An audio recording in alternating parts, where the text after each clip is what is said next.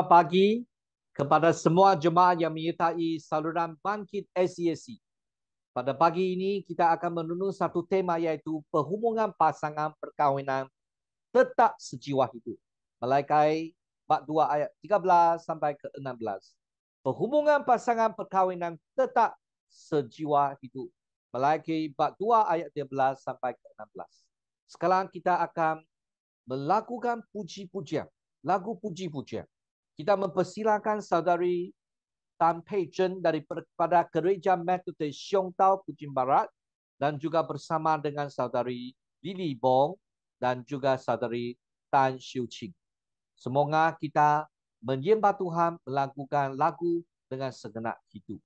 Semoga memuliakan nama Tuhan Bapa Allah.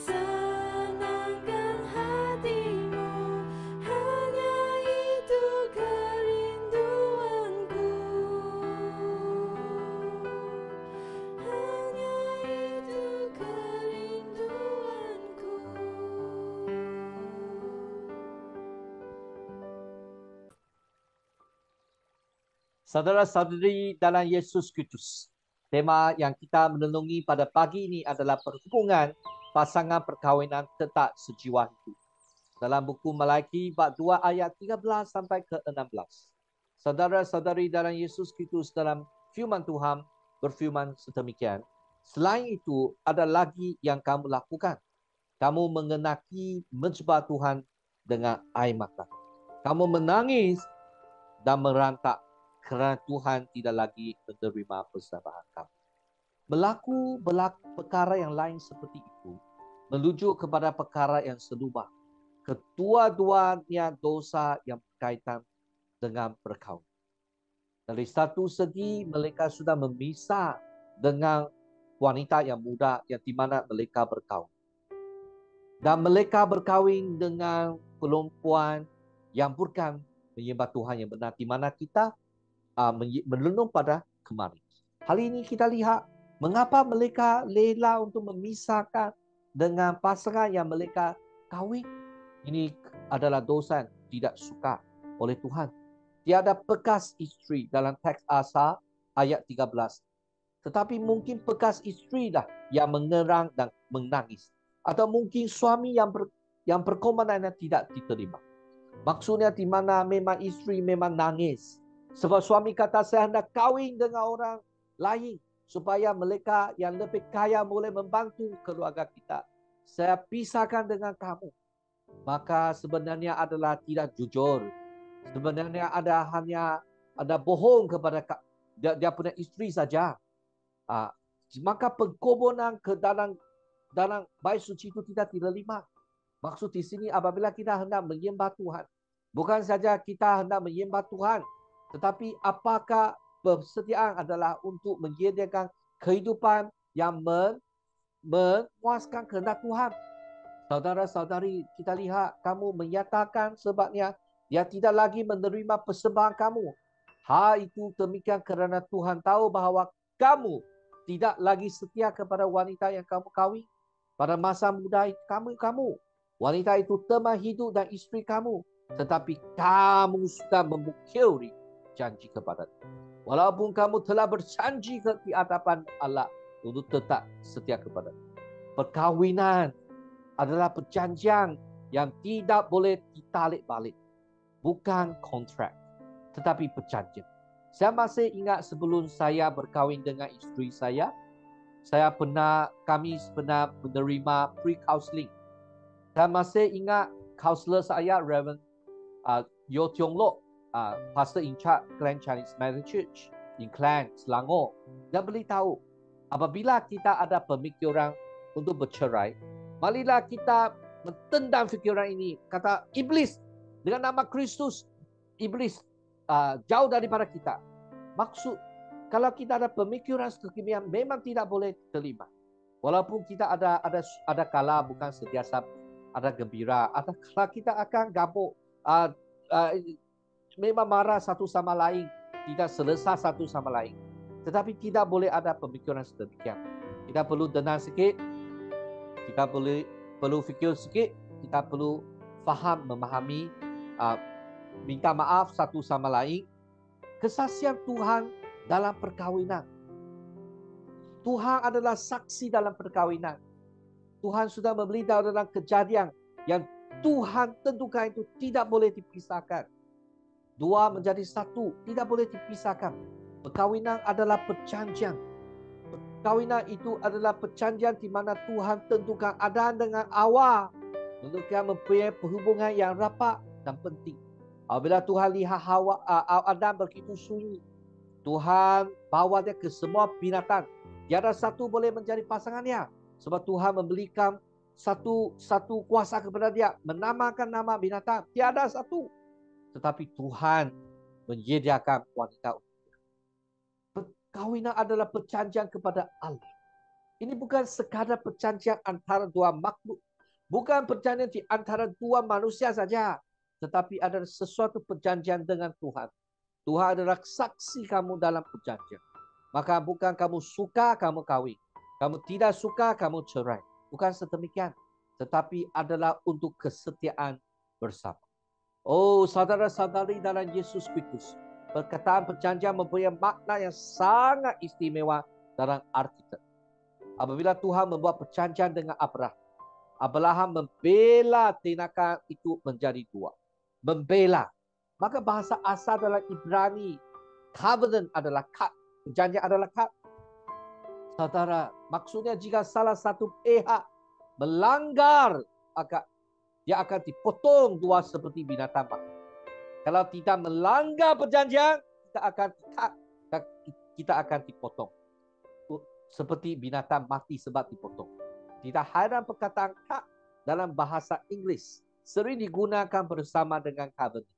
Saudara-saudari, perkahwinan adalah perjanjian yang tidak boleh tarik balik.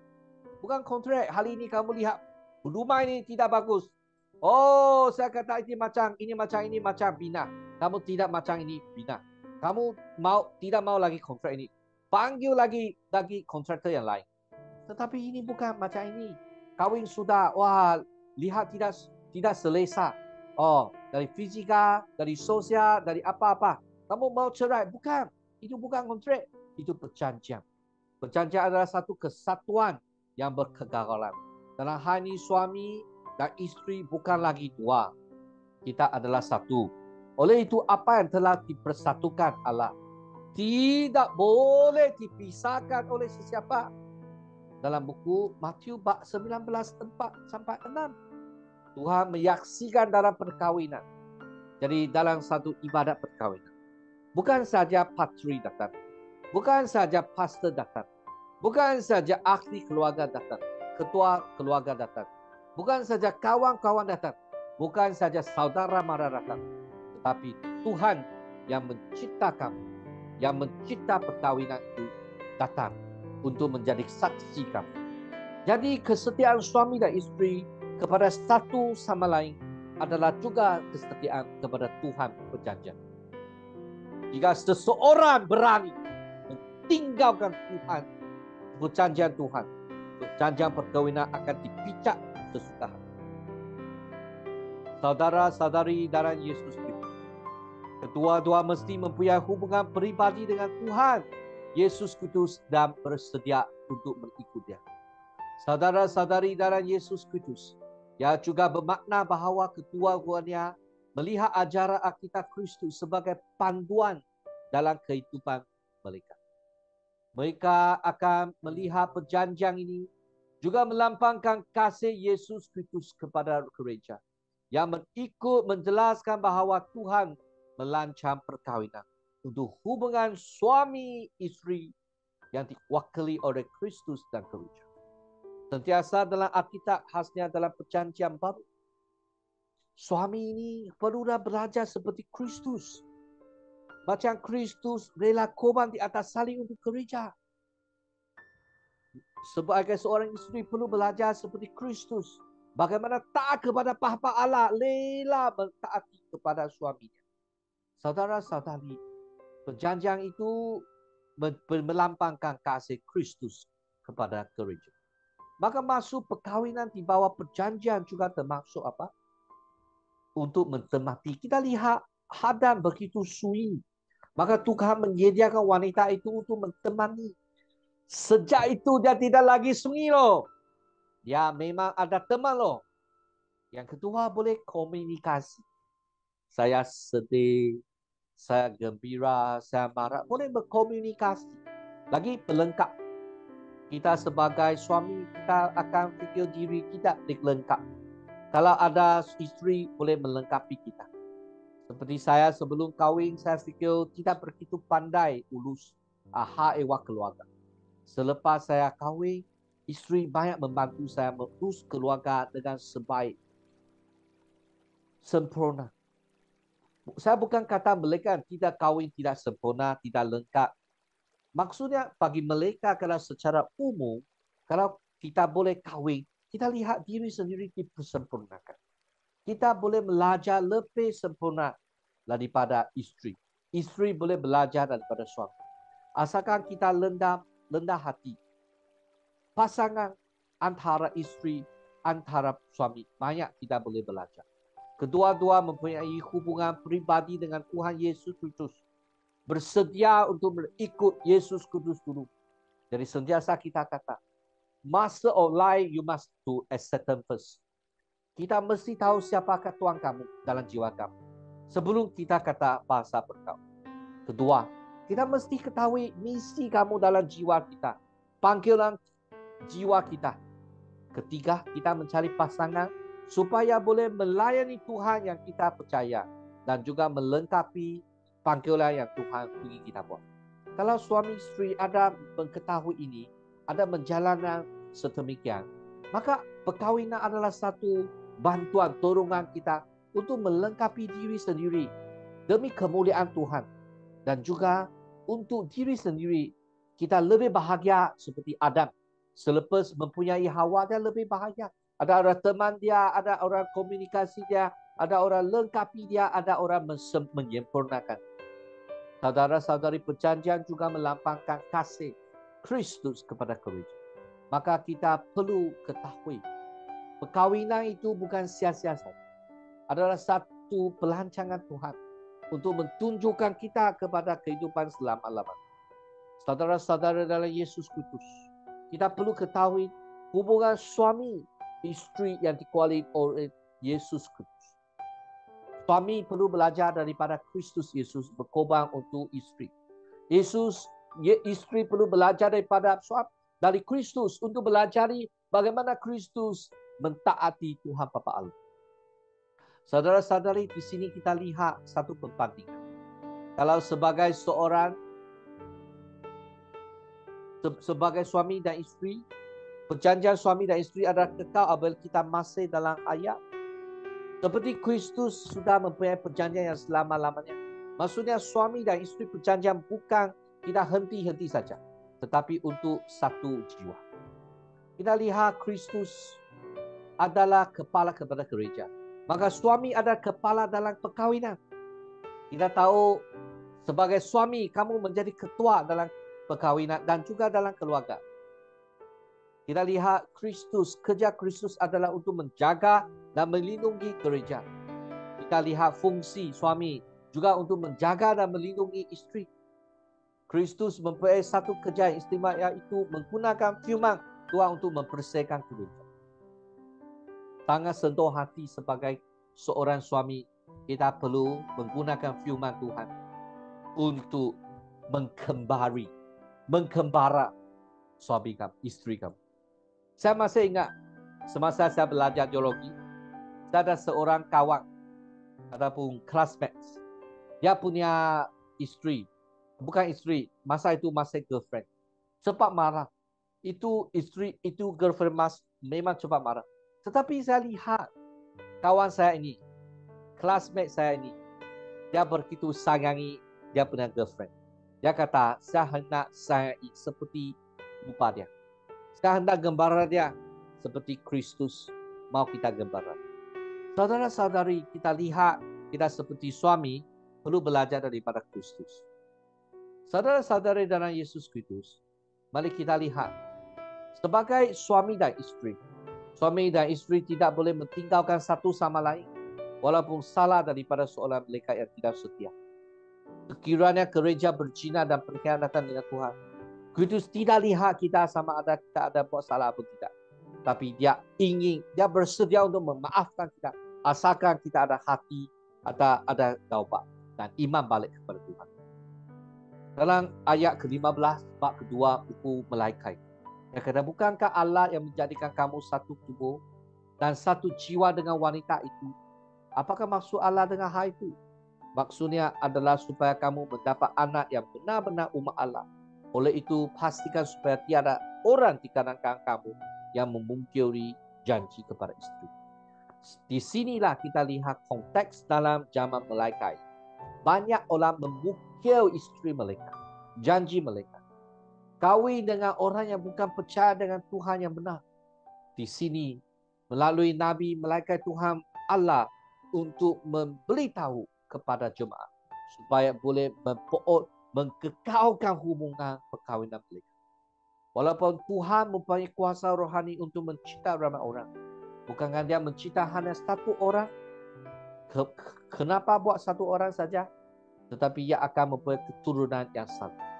Dia mencipta Adam, dan selepas dia menyediakan awal daripada juga mengkorbankan, mengambil kurang daripada Adam dan kasih kepada Hawa. Saudara-saudari, teks asalnya ialah bukan dia mencipta hanya satu, tetapi adakah dia mempunyai sisa roh?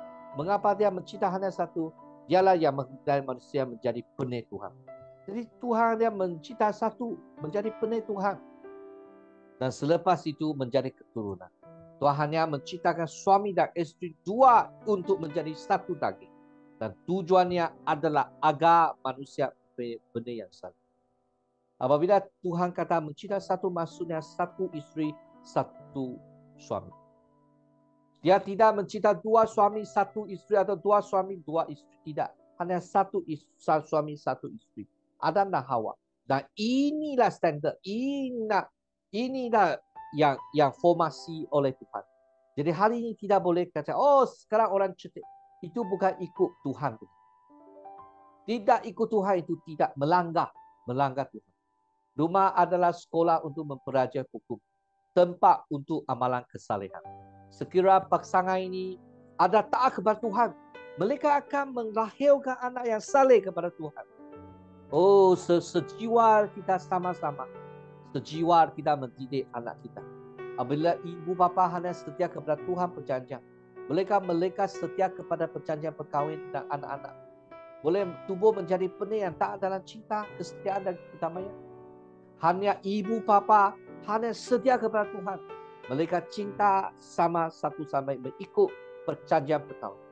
Dan apabila anak-anak mereka lihat ibu bapa, mereka mempelajari dari ibu bapa, itu menjadi keturunan saleh satu generasi sampai ke satu generasi.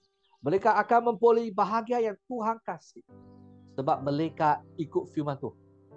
Kaedah musuh untuk menyerang umat Tuhan, iblis, adalah supaya memusnahkan sistem perkahwinan.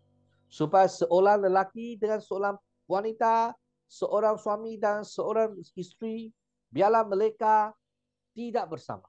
Tetapi Tuhan ingin satu lelaki, satu wanita. Satu kehidupan cinta sepanjang hidup. Akibat buruk dari hubungan yang terputus antara dunia dan Tuhan pasti akan tercermin dalam keluarga. Saudara-saudari, kita lihat banyak hubungan yang terputus. Marilah kita sama-sama mencermin hubungan, menjaga, memelihara hubungan ini. Tuhan memang akan memelihara, tetapi kita perlu membuat kerjasama dengan Tuhan. Tuhan Allah Israel berfirman, aku membenci perceraian.